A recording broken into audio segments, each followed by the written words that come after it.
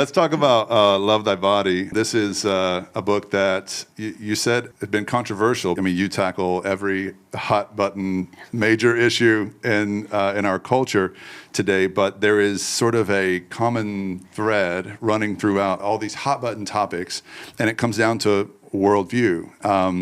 And you want to posit a biblical Christian traditional worldview up against this other thing. So let's talk about that other thing, and what is that other worldview that's in competition with the Christian one, and how does it affect all of these issues, from abortion to euthanasia to sexuality and gender issues? Yeah, that is what's unique about the book, because Christians have often tried to sort of approach each of these issues separately.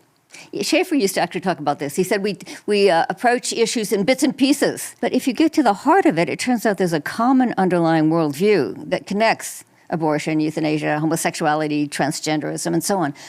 And it is a view of the body, actually, which is surprising, because most people think Christians have, they're otherworldly. They don't care about the body.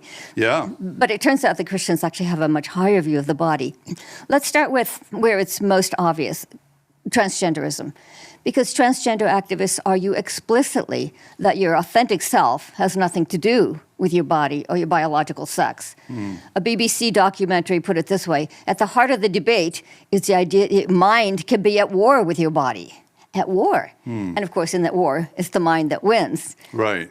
There was another BBC video aimed at teenagers. It featured a young woman who identified as non-binary. And she says, it doesn't matter what meat skeleton you've been born into. It's what you feel that defines you. Yeah. So the body's been demoted to a meat skeleton. Right.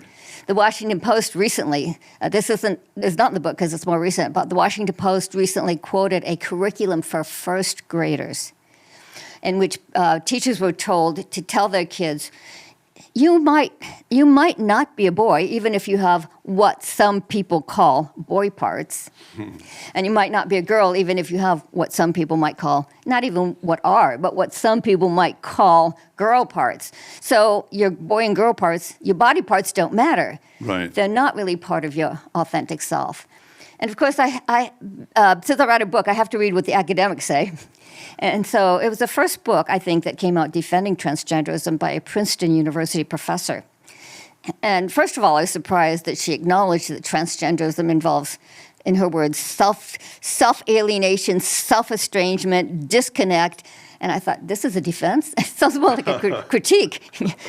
But then she says, it doesn't matter, because, and then this is her exact words. She says, what the real body, she meant the physical body, what the physical body tells us is nothing. It has no meaning at all. So that's the core of the transgender ideology. Your body has no meaning at all. It gives you no clue to your identity. It gives you no moral message. And therefore it can be shaped into whatever form you need it to be to fit your mentality or how you feel. Exactly. You can do with it. You can do with it whatever you want. There's another quote. Camille Paglia is a fairly well-known public intellectual. And by the way, she's been a lesbian for many years, but now she's come out as trans. Huh. Interesting. Yeah. She hasn't changed her appearance at all. She still looks the same. Right. She's not trying to look like a man, but she's calling herself trans now in interviews. But she has a wonderful quote. It's wonderful because it really reveals the logic behind it. And she wrote it when she was still had a lesbian identity. So what she wrote was, people find her interesting because she's a little of an iconoclastic feminist. She does not think sex is just a social construction. She says, no, nature made us male and female. In fact, she says... She's old school. Yeah, exactly. Yeah. In fact, she says, this is a direct quote, our sexual bodies are designed for reproduction. Wow. Designed is an interesting word for an atheist. Is. Yeah. But then you say, well, in that case, how can you justify being lesbian or now trans, either one? And here's how she puts it. Nature made us male and female, but why not defy nature? After all, fate, not God, has given us this flesh. We have absolute claim to our bodies and may do with them as we see fit. So it's like a declaration of independence of sorts, like we're our own gods and goddesses.